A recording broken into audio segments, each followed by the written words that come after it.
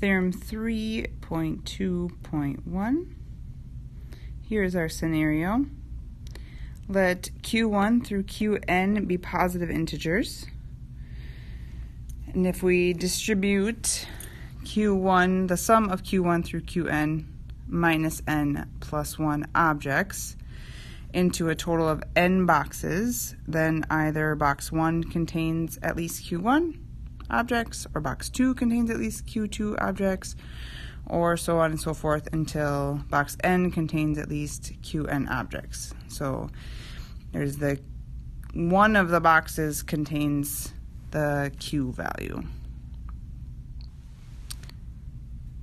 Our proof by contradiction starts by assuming that each box contains one less than its Q value. So none of the boxes have its full Q value. All have one less than that value.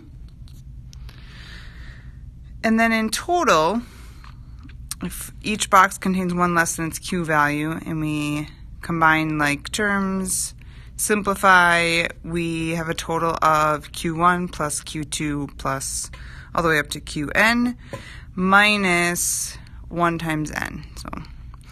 But this is less than our given total of the sum of the Q's minus n plus 1.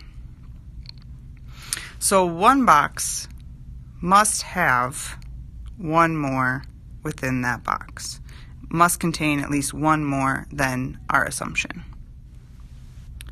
And if it contains at least one more than our assumption, then it contains at least its Q value.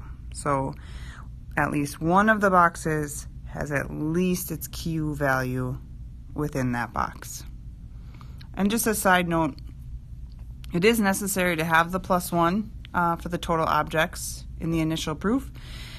Well, we could also prove this for any integer. Instead of plus 1, it could have the sum of the Q's minus n plus 2 or plus 3 or plus 4.